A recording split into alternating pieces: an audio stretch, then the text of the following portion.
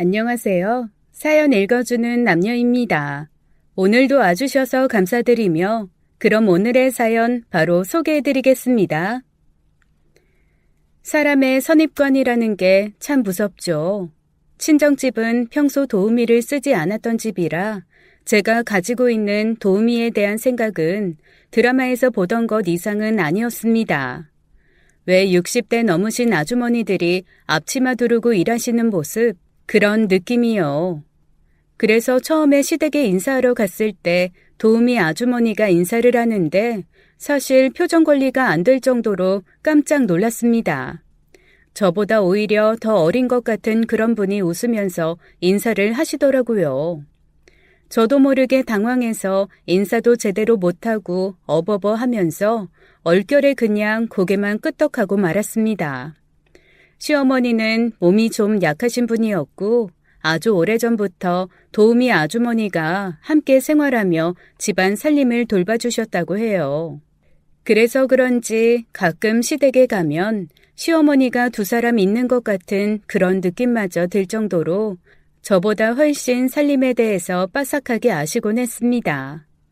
그런데 참 뭐라고 말도 못하겠는 게 한 번이라도 저한테 진짜 시어머니 노릇을 하거나 그랬으면 저도 그냥 가만히 있지 않았을 테죠. 하지만 그런 거 전혀 없이 정말 이 사람 엄청 조심하고 있구나 혹은 몹시 똑똑하다는 생각이 들 정도로 딱 일정한 선 지켜서 저한테 도움되는 얘기만 하고 쏙 빠지더라고요. 그렇게 몇 년이 지나다 보니까 저도 어느새 그분을 의지하게 되었습니다. 몸 약해서 집안 살림 모르는 시어머니보다는 빠릿빠릿하고 적당히 선 지켜가면서 저를 배려해주고 살펴주는 아주머니가 훨씬 편하기도 했어요. 남편보다 고작 10살 정도 많으신 분이라 사실 아주머니라기보다는 언니에 가까워서 나름 말도 잘 통했거든요. 한 번은 남편에게 물어본 적이 있어요. 어떻게 이 집에 와서 일을 하게 된 사람이냐고 말이죠. 그랬더니 남편이 고개를 갸우뚱하면서 이렇게 대답하더라고요. 글쎄, 엄마가 친하게 지내는 분한테 소개받았다는 것 같은데, 처음에 우리 집 들어왔을 때는 20대였어. 나랑 별 차이도 안 나고, 무슨 눈앞 어린 사람이 도움이라고 해서, 그때는 나도 좀 어색하고 그랬는데, 이제는 뭐, 거의 가족 같지 뭐. 남편이 아무렇지도 않게 얘기를 하길래 저는 오히려 조금 더 궁금한 생각이 들었습니다. 보통 20대 여자가 집에 가사 도우미로 그것도 입주 도우미로 들어오는 일이 그렇게 많지는 않잖아요. 그래서 언제 한번 같이 부엌에서 일을 할 기회가 있을 때 슬그머니 물어봤습니다. 그런데 이런 일 하시기엔 너무 젊지 않아요? 그래요? 저는 워낙 살림을 좋아해서 지금 하는 일 불만 없이 편해요. 뭐 이런 일은 나이 들어서 해야 된다는 법이라도 있나요? 그거 편견이에요. 외국에는 오히려 젊은 사람들이 더 많이 한대요. 생각해봐요. 힘있고 빠릿빠릿할 때 남의 집 살림도 깔끔하게 하는 거지. 내 한 몸 거두기도 힘든 나이에 무슨 남의 집 살림해주겠어요. 오히려 아무렇지도 않게 그렇게 얘기하는 얘기를 들으니 정말로 내가 그동안 편견을 가지고 있었나 보다라는 생각이 들 정도였습니다. 말만 그런 게 아니라 실제로도 그분은 성실하게 일을 잘했어요.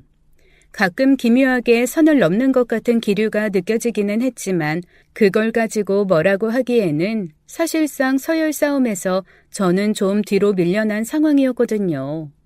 게다가 시어머니가 중심을 좀 잡아주셨으면 모를까 편찮으신 상태로 오래 계시다 보니 전적으로 시어머니를 돌보는 그분이 어느새 집안 어른처럼 군림하게 된 거죠. 제가 결혼하고 3년 뒤에 시어머니는 결국 돌아가셨거든요. 시름시름 앓다가 정말 장작불이 스르르 사그라들듯 그렇게 돌아가셨습니다.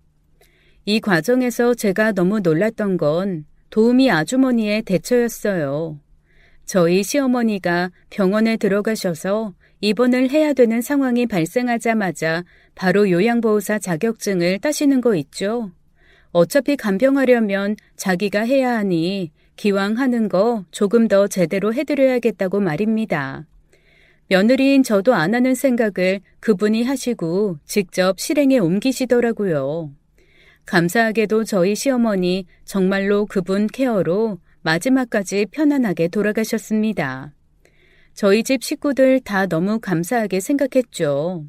그런데 제 마음에 딱 한 가지 걸리는 건 시어머니가 돌아가신 후에도 계속 그 집에 아버님과 단둘이 살고 있다는 거였어요.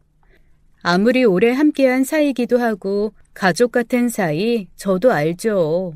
그런데 시어머니가 안 계시는 곳에 단둘이만 사는 거 그건 좀 이상하지 않나요? 물론 시어머니가 살아계셨을 때도 그닥 큰 존재감이 있으셨던 건 아닙니다. 내도록 방에 누워 계시고 간병인 하나 상주하는 사람과 더불어 있었으니 살림을 하시거나 안주인 역할을 하신 건 아니죠. 그래도 있고 없고가 큰 차이기는 하잖아요. 시아버지가 도우미가 단둘이 그 집에 머무는 거 저만 이상하게 생각하는 건지 아니면 다른 사람도 이상하게 생각할 수 있는 건지 도저히 판단이 되지 않아 주변에 물어봤는데 제 얘기를 듣는 모두가 펄쩍 뛰는 겁니다. 어쨌거나 원수도 남녀가 한 집에 있으면 정이 든다는데 시아버지와 단둘이 그렇게 있는 건 아닌 것 같다라는 말을 이구동성으로 말하더라고요. 저도 고민하다가 남편에게 결국 얘기를 했습니다. 그러자 남편이 오히려 펄쩍 뛰면서 저를 되게 이상한 여자 취급하는 거예요. 뭔가 약간 정신이 썩어서 모든 걸 다 이상한 시선으로만 보는 그런 사람으로 말이죠. 좀 억울하기도 하고 속상하기도 했지만 그래도 걱정되는 건 어쩔 수가 없었습니다. 여보, 그래도 세상 사람들 눈이 그게 아니야. 다들 이상하게 생각할 수 있다고. 무조건 팔쩍 뛰지 말고 한번 객관적으로 생각해봐. 시어머니가 그래도 집에 계실 땐 도우미 아주머니 같이 있는 거 나도 아무 말도 안 했잖아. 근데 혼자 드신 시아버지 옆에 그렇게 젊은 여자 있는 거 그거는 아무리 생각해도 아닌 일인 것 같아. 그렇게 펄쩍 뛰기만 하지 말고 조금 더 생각을 해봐. 그리고 어차피 아버님 집에서 식사만 하시면 되는데 출퇴근으로 해도 되잖아. 굳이 그 집에서 잠까지 잘 필요 없는 거 아니야? 시어머니 편찮으실 때야 간병도 해야 되고 밤에 시어머니 갑자기 어떻게 되실지 모르니까 불안해서 그 집에서 같이 잤다곤 하지만 지금은 충분히 왔다 갔다 하면서 집안 돌볼 수 있는 상황인 거잖아. 내 생각엔 같은 집에 사는 건 아닌 것 같아. 제가 그렇게 계속 얘기를 하니까 아마 남편도 진짜로 그런가 라는 생각을 했던 모양이에요. 이 사람 저 사람한테 한번 물어본 모양이더라고요. 그런데 정말로 다들 자기 생각과는 다르게 시아버지랑 같이 사는 거 너무 이상하게 생각하고 펄쩍들 뛰니까 그제야 제 말이 맞는 것 같다며 내보내야겠다고 하는 겁니다. 그런데 문제는 거기서부터 발생했어요. 20대 어린 나이부터 그냥 저희 집에 들어와 계속 살았던 사람이라 당장 나가려고 하니 대체 어느 곳에 살아야 될지도 저희가 같이 걱정을 해줘야 되는 상황이 벌어진 거죠. 그동안 월급 다 어디다 썼냐 뭐 이런 얘기 너무 하고 싶었지만 그것까지야 제가 참견할 문제는 아니니까요. 게다가 아버지도 저희가 하는 얘기를 다 들으시고는 일리는 있는데 그동안 여기를 집으로 알고 모든 살림이며 자기 물건 다 이 집에 있는데 당장 어떻게 나가라고 하냐고 하셨습니다. 그러면서 그렇게 내보낼 거면 집이라도 구해줘야겠다고 하시는 거예요. 그래서 저는 일단 저희가 대출받아서 월세집을 구하겠다고 말씀을 드렸죠. 아무리 생각해도 집을 덥석 사주는 건 아닌 것 같았거든요. 그런데 그 얘기를 듣고 시아버지가 갑자기 펄펄 뛰시는 겁니다. 내보내는 것도 미안한데 어떻게 본인 명의도 아닌 자식 명의로 집 구해서 그 집에 월세 살라고 하냐는 거예요. 그래서 제가 아니 월세는 저희가 내주겠다고 그리고 저희가 집까지 해줄 필요는 없지 않냐고 했습니다. 이게 무슨 재벌집에서 평생 헌신한 사람 재산 떼어 마련해 주는 것도 아니고 우리 형편에 집 구해주는 것도 사실 대단하다고 생각한다라는 얘기를 했죠.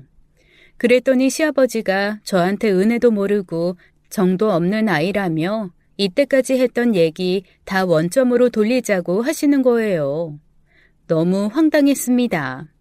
아니, 제가 못할 말 한 거라곤 생각하지 않거든요. 말이야 바른 말이지 저희가 수백억대 부자도 아니고 일하던 도우미한테 집까지 사주면서 나가라고 할 일은 아니잖아요. 막말로 집만 받고 나서 싹 입 닫고 더 이상 저희 집 일 안 해주게 되면 시아버지 돌볼 사람은 다시 구하거나 아니면 제가 해야 되는 건데 무작정 재산을 줄 순 없다고 생각했습니다. 그럼에도 불구하고 시어머니를 끝까지 돌봐주고 지켜준 그 사람한테 그런 식으로 한다는 게 괘씸하다며 시아버지는 한동안 저를 보지도 않으셨어요. 그리고는 결국 고집을 부려 작은 아파트 하나를 사주시더라고요. 사실 저 엄청 서운했습니다. 저 결혼할 때도 이렇게 열심으로 집을 구해서 사주시진 않았거든요. 그런데 더 놀라운 건 시아버지가 아파트를 사주자마자 도우미가 저희한테 찾아와 집 내놓고 팔 거니까 그 돈 저희 보고 가져가라고 하는 겁니다. 이건 또 무슨 소린가 싶었어요.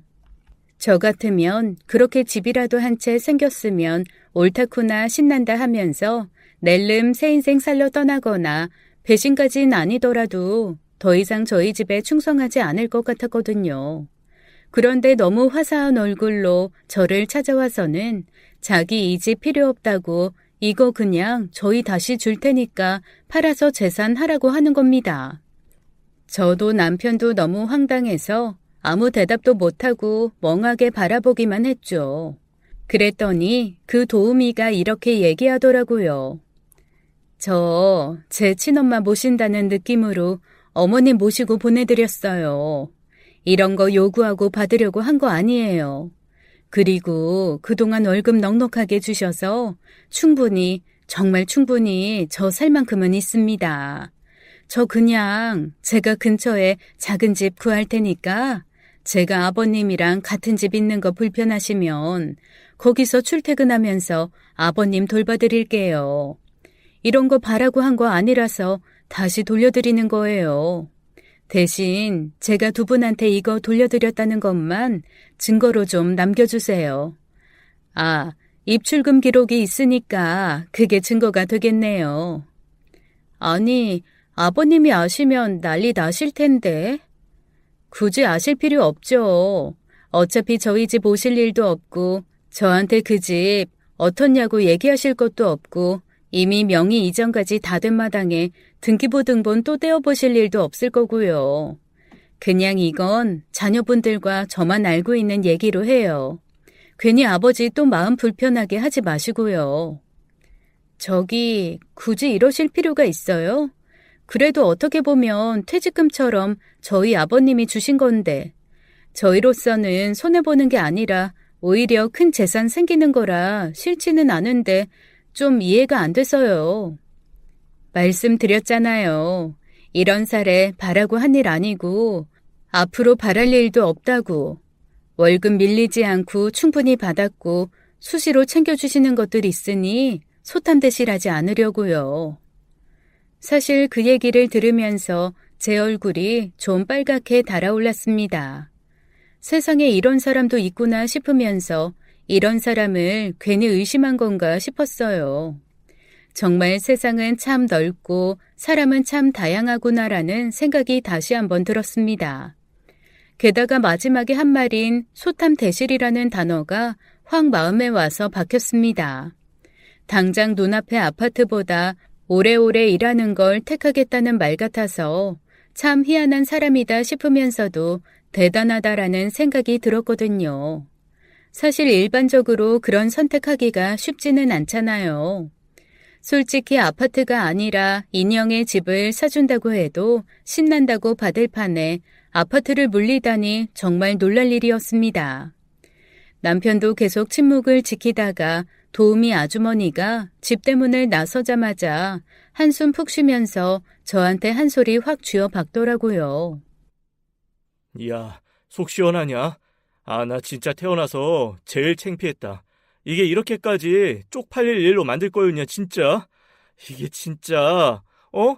괜히 호의로 대리효도 잘해주시는 분한테 이게 대체 무슨 상피야? 아니, 나도 저런 식으로 나올 줄은 몰랐지. 아니, 뭐 저런 사람이 다 있지? 그래서 내가 얘기했잖아. 이상한 사람 아니라고. 내가 아주 너 때문에 창피해 죽겠다. 괜히 사람들 말 듣고 와가지고, 엄한 사람 의심하고. 에이, 진짜. 그렇게 남편이 대놓고 짜증을 내는데도 저는 사실 아무 말도 할 수가 없었습니다. 아니, 제가 뭐라고 변명하기에는 너무나 벌어진 일이 자명했거든요. 한마디로 저는 이상한 상상으로 멀쩡한 사람, 나쁜 사람 만든 그런 여자가 되었고, 도우미 아주머니는 세상 고결하고 아름다운 영혼의 소유자가 딱 돼버린 겁니다. 아, 이거 기분도 이상하고 영 찜찜하더라고요. 그날 이후로 저는 사실 도우미 아주머니한테 크게 이렇다 저렇다 말을 할 수 없는 처지가 돼버리고 말았습니다.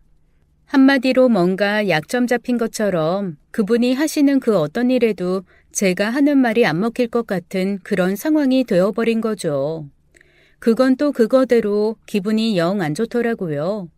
어쨌거나 그 사람한테 받은 돈도 좀 찜찜하고 그렇다고 해서 시아버지에게 이런저런 얘기를 다 할 수도 없었습니다.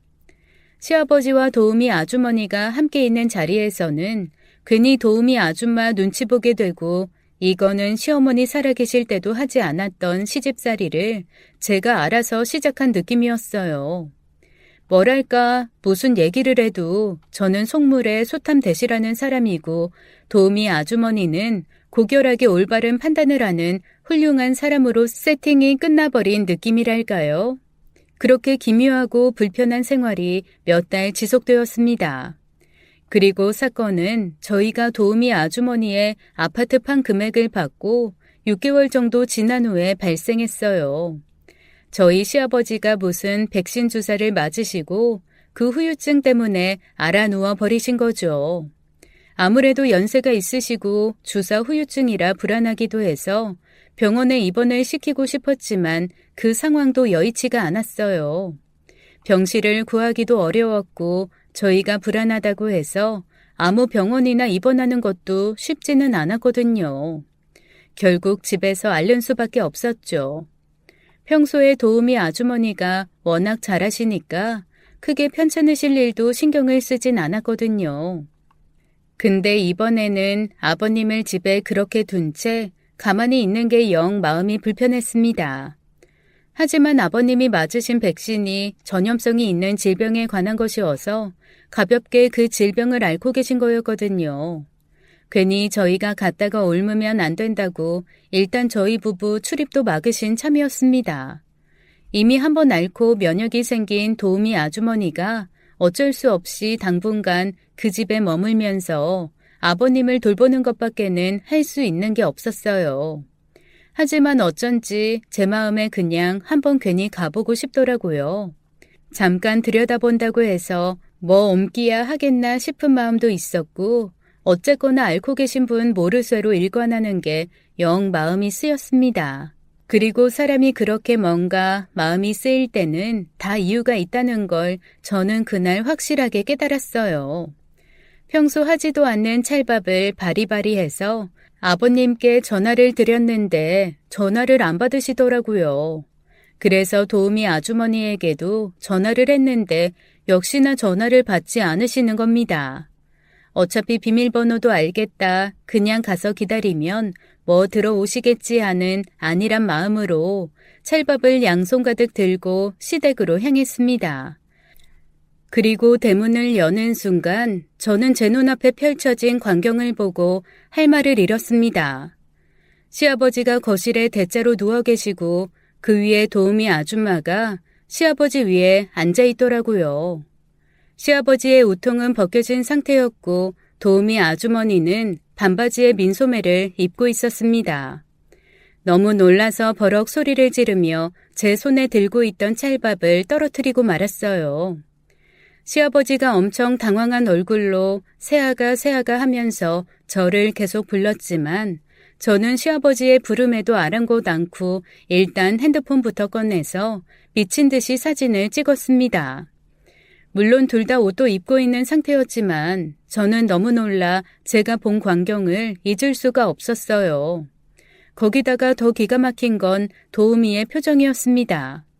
아니 뭐가 그렇게 당당하고 거리낌이 없는지 오히려 저한테 다음에 집에 올 때는 전화라도 제대로 하고 오라는 말을 하는 거 있죠. 아니 지금 자기가 저희 시아버지 위에 타고 올라가 있었던 것 거기에 대한 변명을 해도 모자랄 판에 전화를 안 하고 왔다고 저한테 한 소리 하는 것 자체가 너무 기가 막혔습니다. 제가 급하게 보낸 사진을 보고 남편이 기절 초풍하며 연락이 왔길래 당장 시댁으로 튀어오라고 했죠. 남편까지 와서 모두가 둘러앉은 그 상황에서 시아버지는 한마디도 하지 않고 그냥 고개만 푹 숙이고 계셨어요. 남편이 펄펄 뛰며 당장 이 집에서 나가라고 이제는 저희 아버지 돌봐줄 필요도 없다고 그렇게 얘기하니까 글쎄 그 여자가 저희를 쳐다보며 이렇게 말하는 겁니다. 집도 절도 없는 제가 어딜 가요. 저 갈 데 없는데 지금도 고시원에서 살고 있는데 저보고 대체 어디를 가라는 거예요. 그러자 시아버지가 깜짝 놀라면서 이렇게 물어보시더라고요. 아, 네가 왜 집도 절도 없어? 내가 집 해줬잖아.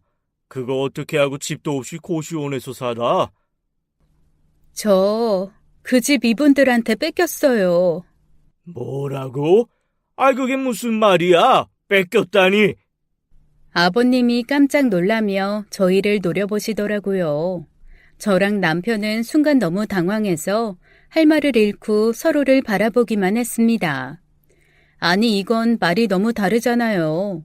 분명 자기 필요 없다며 우리끼리의 비밀로 하자고 말한 건 도우미 아주머니였는데 갑자기 저희한테 뺏겼다니요. 뻔뻔하게도 그분은 그 자리에서 눈물바람과 함께 조금의 진실도 없는 얘기를 늘어놓았습니다. 죄송해요. 이렇게 알게 해드리고 싶지는 않았는데 자녀분들이 저보고 무슨 자격으로 자기 아빠한테 집까지 받냐며 당장 팔아서 돈으로 내놓으라고 그렇게 얘기했어요. 그래서 받자마자 팔아서 이 사람들한테 돈으로 줬어요.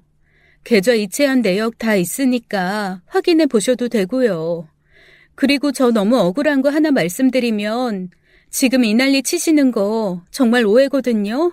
아버님 골반 쪽에 근육통 마비 오셨다고 해서 그거 마사지 해드리는 중이었는데 자초지종도 들어보지 않고 이렇게 이상한 사람 취급하는 거 진짜 너무하신 거 아니에요? 아니 그렇게 올라타 있는 게 어떻게 골반 마사지예요? 당연히 오해할 수 있는... 마사지 안 받아봤어요? 그냥 멀찍멀찍 떨어져서 하던가요? 마사지는 힘을 줘서 제 몸 체중 활용해서 적절하게 누르는 게 핵심이에요. 제대로 알지도 못하면서 이상한 사람 만드는 거 그거 습관이고 인격이라고요. 사실 좀 어이가 없었습니다. 제가 아무리 눈이 소태라고 해도 마사지와 그렇지 않은 걸 구분 못하겠어요. 솔직히 말하면 야한 포즈라기보다는 뭔가 제압하는 듯한 강자가 약자를 찍어 누르는 듯한 포즈에 가깝기는 했습니다. 만약 남녀 포즈가 아니었으면 공격당하고 공격하는 거라고 오해할 만큼 말이죠. 제가 할 말이 딱 막혀서 입만 쩍 벌린 채 멍하게 있자 남편이 다시 한번 저를 가만히 바라보다가 자기 아버지한테 물어봤습니다. 아버지, 진짜예요? 마사지 받고 계셨어요? 그러자 아버지가 약간 떨떠름한 얼굴로 저 한 번 그리고 도우미 아주머니 한 번 이렇게 보다가 글쎄 이렇게 말씀하시는 겁니다. 그 자세가 좀 민망할 수 있다는 건 아는데 원래 몸에 힘을 줘서 하는 마사지 다 그렇지 않냐? 내가 너무 힘들어서 마사지 좀 해달라고 했는데 새아가가 자초지종도 안 듣고 그냥 이렇게 쥐잡듯 짜부니 나로서는 참 뭐라고 할 말이 없다. 아니, 아버님, 아까 저한테는 그런 말씀 안 하셨잖아요. 네가 뭐 내가 하는 말 듣기나 했냐? 아니, 아버님, 저 진짜 너무 억울한데요. 저는 진짜 너무나 억울했습니다. 분명 아버님도 당황한 얼굴로 저를 보고 한마디도 안 했으면서 무조건 저를 진짜 이상한 사람 취급을 하는 거예요. 속에서 천불이 솟더라고요. 남편은 저를 가만히 노려보다가 저한테 나오라고 집에 가자고 하더라고요. 아니, 여보, 그냥 이렇게 끝낸다고? 시끄러워. 지금 너 때문에 다 이상해졌잖아. 남편이 서둘러 밖으로 나오려는데 시아버지가 저희를 불러 세웠습니다. 잠깐만. 아직 내가 할 말은 안 끝났다. 나 너희한테 물어봐야 할 게 좀 있어. 일단 좀 와서 앉아봐라. 너희 정말로 이 사람한테서 집 뺏은 거 사실이냐? 제 억울한 것만 가슴 터질 일이어서 그건 또 살짝 잊고 있었어요. 남편과 저는 머뭇거리며 망설이다가 천천히 자초지종을 설명하기 시작했습니다. 아니요, 아버님. 저희가 뺏은 게 아니고요. 그러니까 이분이 직접 와서 자기는 필요 없다고 본인이 팔아서 돈을 주고 가신 건데. 그게 말이 되냐? 세상에 어떤 사람이 자기가 받을 집을 필요가 없다고 다른 사람을 줘? 너 이런 정도밖에 안 됐냐? 내가 지금 어떤 마음으로 그 집을 해준 건데 그걸 이런 식으로 망쳐? 저희는 그날 시아버지에게 엄청 혼쭐이 났습니다. 당장 그 돈 다시 시아버지에게 반납하라고 펄펄 뛰시더라고요. 그리고 도우미 아주머니에게는 다시 집을 구하라고 하셨습니다. 졸지에 저랑 남편은 치졸하게 평생 저희 집에서 일해준 사람 퇴직금 같은 집을 뺏은 파렴치한이 되어버리고 말았어요. 그 돈으로 뭔가 여행이라도 한번 다녀왔거나 좋은 가방이라도 사면서 기분 냈으면 억울하지는 않지요. 그냥 돈 받아서 조만간 집 하나 좋은 거 장만할 때 보태자며 은행에 넣어뒀는데 이자가 붙기도 전에 이 사달이 났으니 한마디로 죽 써서 개준 거나 다름없는 상황이었습니다. 집으로 돌아오는 길에 남편은 정말로 저한테 잔뜩 골이 났는지 한마디도 하지 않았어요. 저는 저대로 너무 억울하고 속이 상했죠. 아니, 아무리 생각해도 억울해서 미치고 팔짝 뛸 노릇이었거든요. 여보, 나 진짜 너무 억울해. 내가 본 건 아무리 좋게 봐줘도 마사지는 아니었어. 그리고 도우미 아줌마도 진짜 이상하지 않아? 분명 우리한텐 아파트 필요 없다고 자기가 먼저 팔아서 가져온 거잖아. 그 여자 뭔가 있어. 꿍꿍이가 있다고. 몰라 진짜. 네가 이상한 소리만 안 했어도 그냥 아파트 판 돈이고 뭐고 적당히 다 넘어갔을 텐데 어디서 이상한 막장 드라마만 열심히 보더니 정신이 썩어서 네가 애먼 사람 잡으니까 그 사람도 뿔딱지 나서 확 불어버린 거잖아. 에이씨, 집 옮기고 차 한 대 하려고 했더니 남편의 말이 몹시 억울했지만 제가 무슨 말을 해도 먹히지 않을 것 같았어요. 이미 남편 마음은 앵돌아져 있고 저는 이상한 사람이 되어버렸거든요. 결국 저희는 도우미 아주머니가 갖다 준 아파트 매매 대금을 고스란히 다시 시아버지에게 반납하고 그 과정에서도 세상에 욕심 많고 못된 아들 며느리가 되어 혼이 났습니다. 녹음이라도 해두고 계약서라도 썼어야 반박이라도 할 텐데 증거라고는 저희 머릿속에만 있으니 억울해도 할 수 없었죠. 그런데 정말로 이상한 건 그 이후의 일이었습니다. 뭔가 기묘하게 저희 집안 권력 구도가 바뀐 느낌이었어요. 저도 뭔가 좀 어색하고 미안한 게 조금 남아있다 보니 도우미 아주머니 눈치를 보게 되더라고요. 어린 시어머니가 생긴 느낌이었습니다. 이래저래 불편한 건 계속되었죠. 아버님께 직접 연락을 할 때도 어쩐지 도우미 아주머니 눈치를 보게 되고 오히려 아버님이 제 연락을 피하는 것도 같았습니다. 그런데 저뿐만 아니라 남편도 똑같이 느꼈더라고요. 저한테 새엄마 생긴 느낌이라고 아버지와 멀어진 것 같다고 씁쓸해 하더라니까요. 어디서부터 어떻게 오해를 풀고 상황을 반전시켜야 할지 고민만 거듭되던 어느 날 저희 고민에 방점을 찍는 사건이 하나 발생했습니다. 바로 아버님이 자취를 감춰버리신 거예요. 며칠째 아버님이 연락이 안 돼서 걱정을 하던 차에 망설이다가 도우미 아주머니에게 전화를 했는데 너무나 평온한 목소리로 집에 안 계신다고 하는 거 있죠. 어디 좀 나가겠다고 하시고는 안 들어오신 지 이틀 됐다고 얘기를 하시는 거예요. 너무 깜짝 놀라서 저희가 아니 그럼 연락을 해주셔야지 그걸 그냥 그렇게 알고만 계신 채 가만히 계시면 어떡하냐고 그랬더니 정말 아무렇지도 않게 무심히 대답하더라고요. 다 큰 어른이고 한 번 정도 여행 갈 수도 있는 거지 뭘 그렇게 호들갑 떠냐고 말이죠. 하지만 그건 아니잖아요. 저희는 그때부터 아버님을 동분서주 찾아다니기 시작했습니다. 하지만 그 어디에서도 아버님은 찾을 수가 없었어요. 점점 너무 걱정이 되기 시작하더라고요. 남편은 약간 히스테리까지 부리기 시작했고 진지하게 실종신고를 내야 하나 말아야 하나 논의하기 시작했습니다. 그런데 그때 저도 미처 생각하지 못했는데 남편이 뭔가 하나 떠올랐다는 듯 어딘가를 가보자고 하더라고요. 저희 시어머니가 아주 시골에 작은 땅 하나를 가지고 계셨었는데 사실 사람이 살 수 있는 그런 곳은 아니고 거의 나대지에 가까운 곳입니다. 재산 가치도 없는 맹지라서 팔아도 돈도 안 되고 그냥 나한테 땅이 있구나라는 생각 정도만 주는 곳이라 시어머니 돌아가신 후에도 거의 잊고 지냈던 곳이에요. 그런데 아버님이 늘 지나가는 말씀처럼 저기에 작은 집 하나 짓고 그냥 고즈넉하게 살고 싶다라는 얘기를 몇 번 하신 적이 있거든요. 워낙 오래전의 일이어서 저는 까맣게 잊어먹고 있었는데 그래도 남편이 아들이랍시고 그걸 기억을 해냈더라고요. 주소도 가물가물했지만 어쨌거나 거기를 간신히 찾아가기는 했습니다. 아이고, 그런데 아버님이 정말로 거기 계시더라고요. 그것도 무슨 노숙자 마냥 초라한 텐트 하나 치고 오돌오돌 떨면서 컵라면 하나 끓여 드시고 있는 걸 저희가 찾아냈습니다. 반색을 하며 달려가 아버님을 부르니 아버님 표정이 당황한 기색이 역력했어요. 대체 저희한테 여긴 어떻게 알고 왔냐고 혹시 도우미도 저희가 여기 온 거 알고 있냐고 물어보시는 겁니다.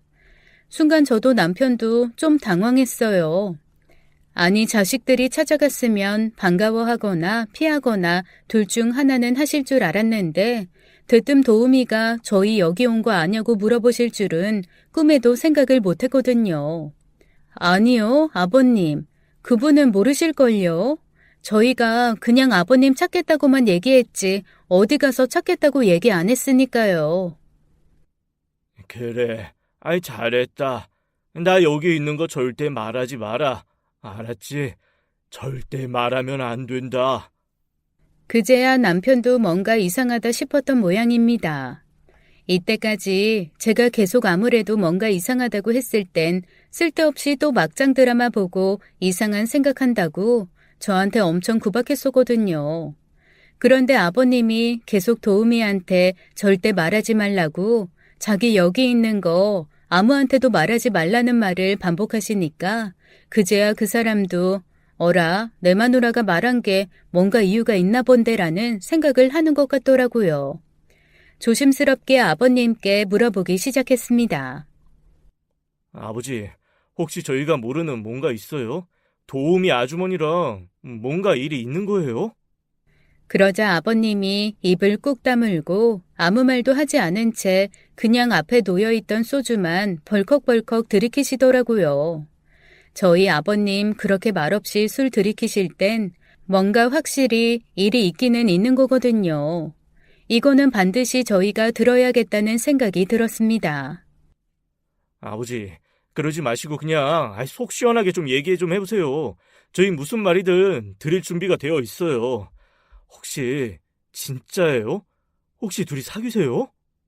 그러자 아버님이 술잔을 탁 소리가 나게 내려놓으며 버럭 성을 내시더라고요. 야, 이놈아. 아이, 너는 나를 대체 뭘로 보는 거냐? 아유, 아들놈이라고 하나 있는 게 이딴 말이 나고 있으니 내가 누굴 믿고 누굴 의지하겠냐? 아이고. 아니요. 그게 아니고 그냥 너무 말씀을 안 하시니까 혹시 해서 그런 거죠. 괜찮아요. 그냥 솔직히 다 말해보세요. 저희 정말 모든 얘기 다 수용할 준비 되어 있다니까요. 네, 아버님. 혼자 속 끓이지 마시고 말씀하세요. 배찍장도 맞들면 낫다고 그래도 하나보다는 둘보다는 셋이 낫잖아요.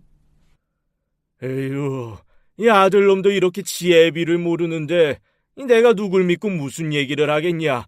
됐다. 그냥 내가 좀 더 고민하고 알아서 해결하마. 아이 그러니까 아버지 믿고 얘기를 하던 안 하던 자초지정을 말씀을 하셔야 저희가 이해를 하건 납득을 하건 할 거 아니에요. 말씀도 안 해주시고 무작정 그러시면 저희도 곤란하죠. 남편과 제가 한참을 설득하자 시아버지는 그제야 뭔가 얘기를 하실 결심이 섰는지 깊이 한숨 한번 쉬고 먼 산 한번 보다가 천천히 입을 여셨습니다. 그러니까 아이 그 도우미가 말이다. 아이 실은 네 누나다. 순간 남편도 저도 이게 대체 무슨 말인가 싶어 사고가 정지해버렸어요. 이거는 저희가 생각하던 그런 전개가 전혀 아니었습니다. 남편보다 10살은 많고 집에서 도우미로 일을 하던 사람이 갑자기 누나라니. 이거는 대체 무슨 소린가 싶어 멍하게 저희 둘 다 아버님의 입만 바라봤어요. 그 다음 얘기가 나오기를 기다린 거죠. 남편은 완전히 어리나가서 마치 로봇처럼 더듬거리며 시아버지에게 되물었습니다. 누나요? 아버지, 잠깐만요. 그러니까 그분이 제 누나요? 아이, 그러면 혹시 아버지가 밖에서 나오신, 아니, 나 아니야! 나 아니라는 아버님의 말씀에 저희는 다시 한번 사고가 정지했어요. 뭔가 개연성 있는 생각이 전혀 진행이 안 되더라고요. 두 칸만 옮기면 완성되는 퍼즐인 줄 알고 덤벼들었는데 사실 두 칸을 제외한 나머지를 죄다 맞춰야 하는 상황에 맞닥뜨린 것처럼 당황스럽고 어이가 없었습니다. 어디서부터 어디까지 상상의 나래를 펼쳐야 할지도 무슨 얘기부터 해야 할지도 모르겠더라고요. 남편보다 조금 더 먼저 정신을 차린 건 저였습니다. 그러니까 아버님 잠깐만요. 이 사람 누나인데 아버님이 아니면 설마 어머님이요? 어머님 딸이라고요? 아니 왜요? 아니지.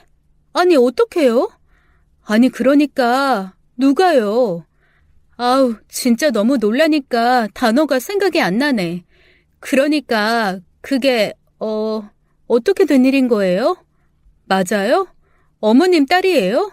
어떻게 그게 그렇게 돼요? 남편도 너무 놀랐다는 듯이 눈이 동그랗게 커지더라고요.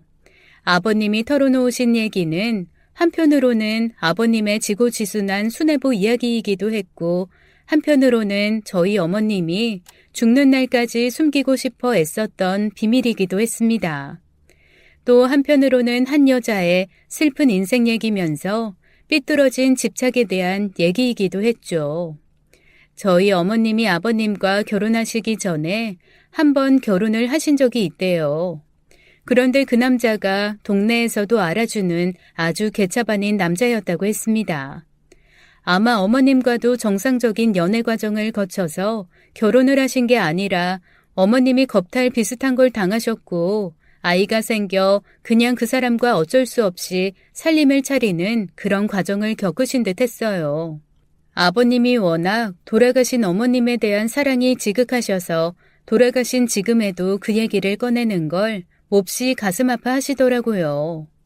더듬더듬 해주신 얘기는 조금 슬프기도 안타깝기도 했습니다. 그 도우미가 아이디 엄마랑 그놈 사이에서 태어난 딸이다. 우리도 사실 알게 된 건 몇 년밖에 안 되었어. 네 엄마 죽기 1년 전인가 그때 알았거든. 그 아이가 10살 때 너희 엄마가 도저히 그놈이랑 살 수 없으니 이혼을 했나 봐. 이혼하고 딸아이 데리고 오려고 그렇게 애를 썼는데 그저 남편이라는 사람이 딸은 죽어도 못 준다고 딸 데리고 갈 거면 이혼도 못 해준다고 했던 모양이지. 그런데 그때 네 엄마의 부모님 그러니까 장인 장모가 지금 기회 아니면 절대 이혼 못한다고. 일단 아이는 나중에 찾더라도 남자한테서 먼저 벗어나라고 하셨나 봐. 하긴 뭐 나 같아도 그랬을 것 같기는 해. 그래서 일단 그 남자랑 이혼하고 그 가정에서 빠져나온 거야.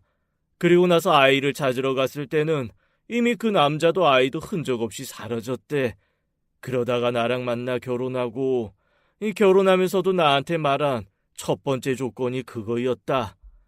혹시 나중에 딸아이가 다시 찾아오면 자기는 그 딸아이한테 속죄하며 살겠다고. 그러면 어머님은 그 딸을 계속 찾았지만 못 찾았고, 그런데 어느 날 나타난 도우미가 딸이라고 했다고요? 그걸 어떻게 믿어요? 그리고 아버지는 왜 그걸 다 혼자만 알고 계셨어요? 진작에 말씀하시죠. 말했잖냐? 몰랐다고. 몇 년 전에 알았다니까. 그리고 결혼할 당시 나는 당시 네 엄마가 너무나 좋았거든. 그래서 그걸 다 받아들이겠다고 했다.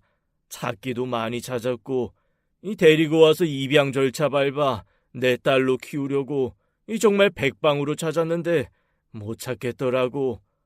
그런데 몰랐지. 그 딸아이가 자기 버리고 간 엄마한테 복수하겠다고 우리 집 도우미로 들어와서 몇 년을 그러고 있었다는 걸. 마지막에 네 엄마 죽기 전에 고백하더라. 나 사실 당신이 버리고 간 딸이라고. 그러면서 자기 아빠 사진, 가족 사진, 돌 사진 내놓고 살던 동네 다 말해주더라고. 내가 믿기가 어려워서 몰래 유전자 검사까지 다 했다. 딸이 맞더라고. 아버님, 저 이해가 안 돼요. 그냥 딸이라고 나타나면 될 걸 왜 굳이 도우미로 일을 해가면서 그렇게 붙어 있었던 거예요? 아니, 그리고 지금도 왜 그러고 있는 거래요? 그건 나도 잘 모르겠다. 그런데 어렴풋이 짐작하는 건 아마 네 엄마 아프기 몇 년 전까지는 그 친아버지라는 사람이랑 연관이 있었던 모양이더라. 그 친아버지가 일하라고 들여보내놓고 조종을 한 건지 아니면 둘이 짜고 뭔가 얻어내려고 들어온 건지 그건 알 수가 없지. 확실한 건 그 친아버지라는 사람이 뭔가에 중독이 돼서 비명 행사하고 그때부터 본격적으로 네 엄마 간병에 매달렸던 거야.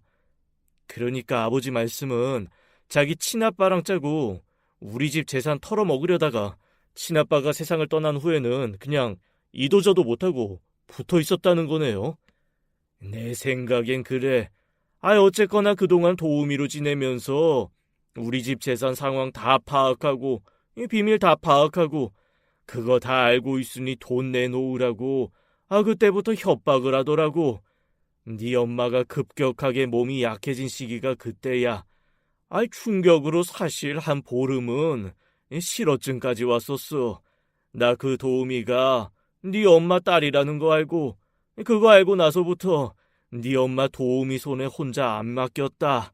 한동안 엄마 병원에 입원해 있을 때 내가 도우미 말고 간병인 붙였었지.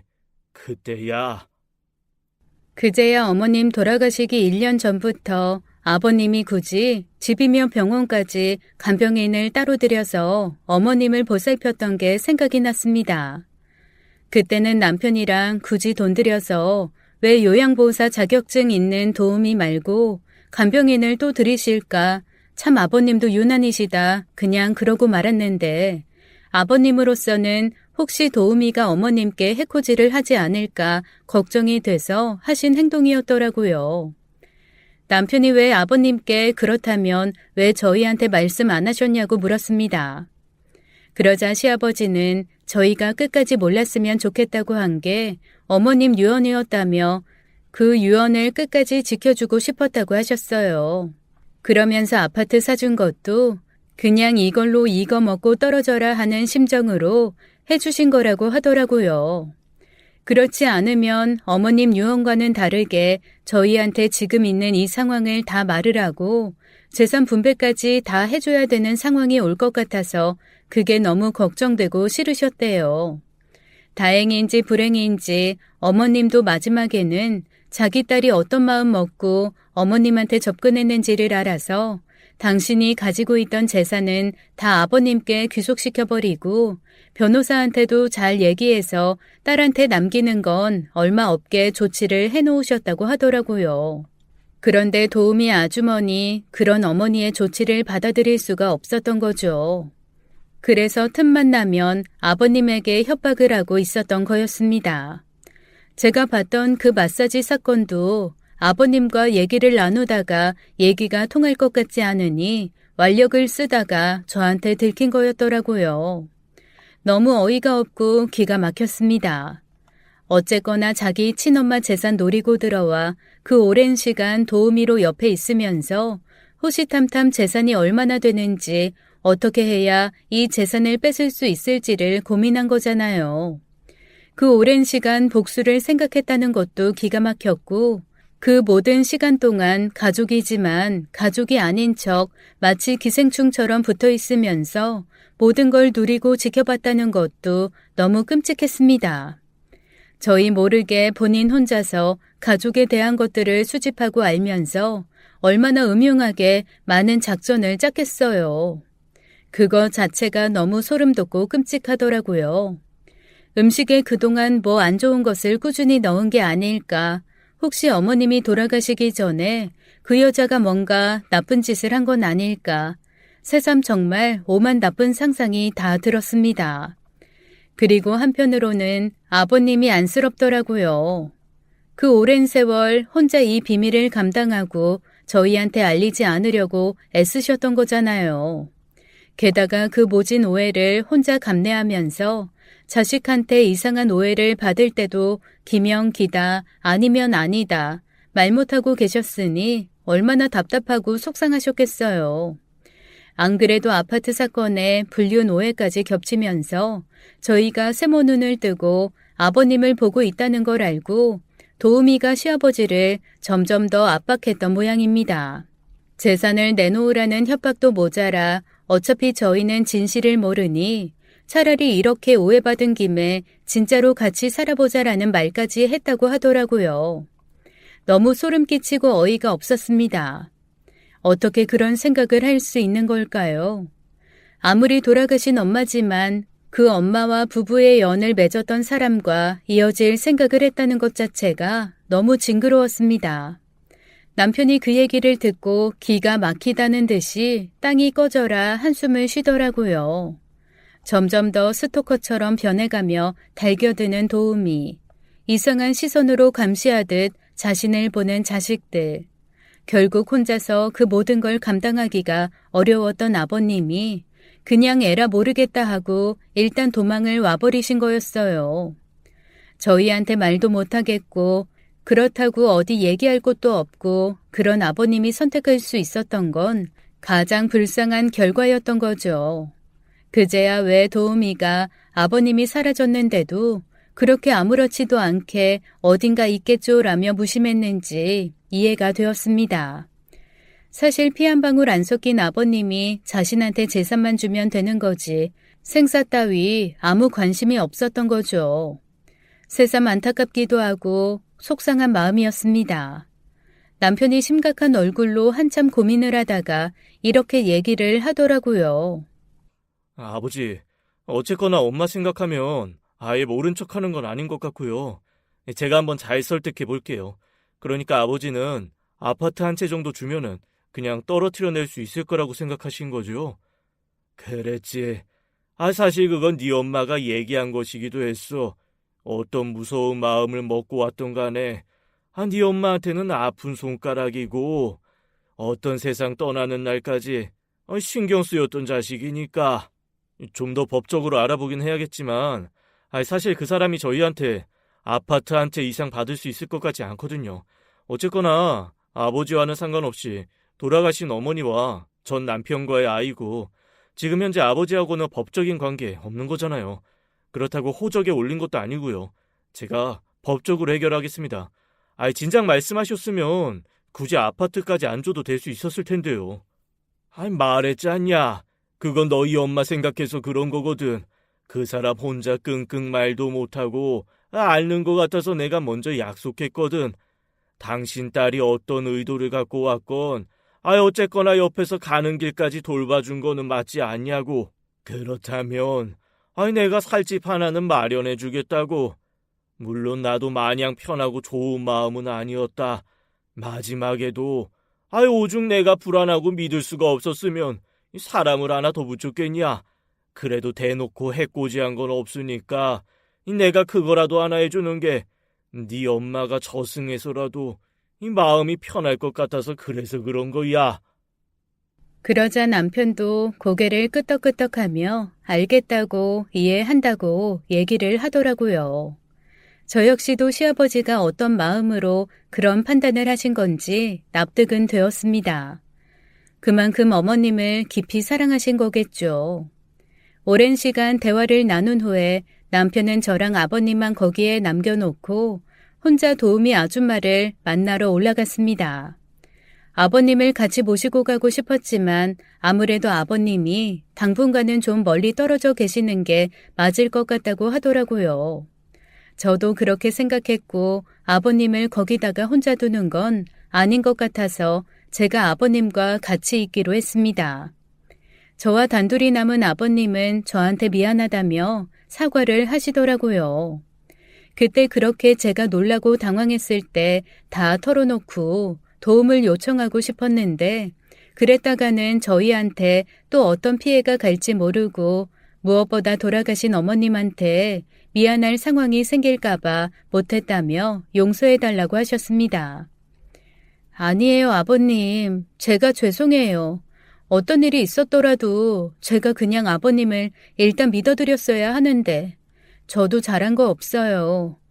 먼저 여쭙고 믿고 이해하지 못해서 죄송합니다. 아니다.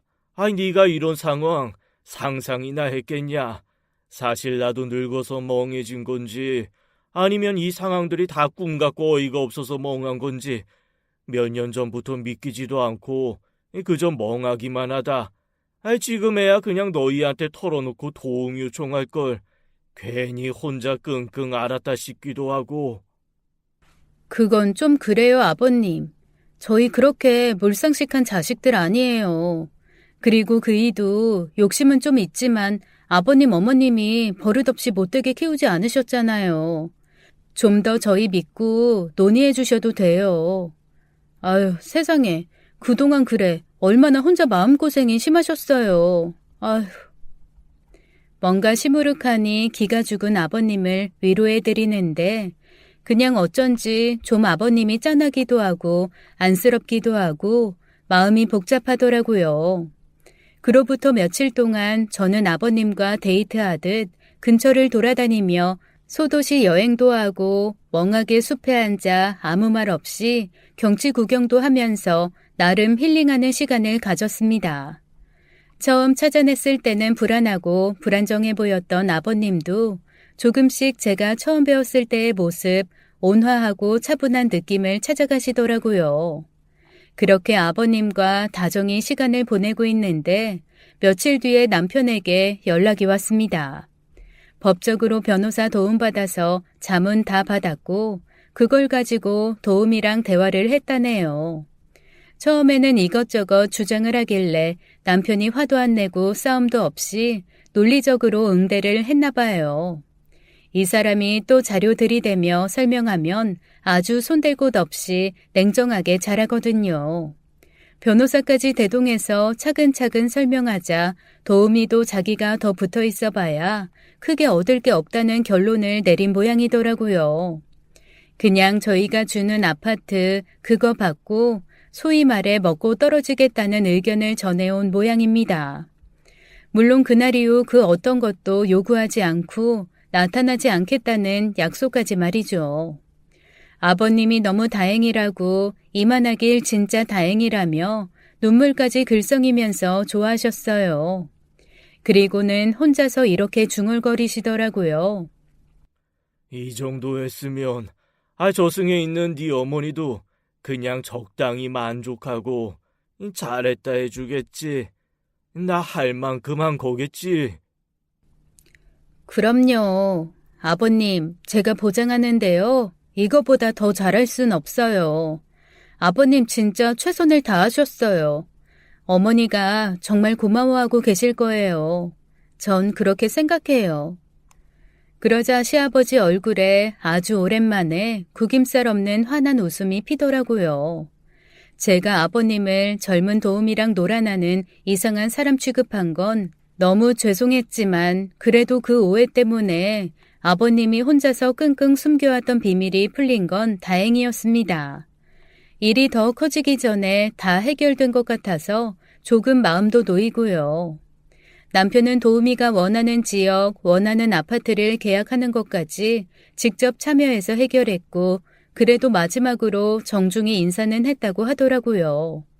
누나라고 부르기는 아직 마음이 열리지 않았지만 그래도 어떤 의도를 가졌었던 간에 어머니 끝까지 잘 돌봐줘서 고맙다고 그건 평생 잊지 않겠다고 말입니다. 그분은 남편의 말에 아무 말도 하지 않고 그냥 고개 한번 끄덕였다고 했어요.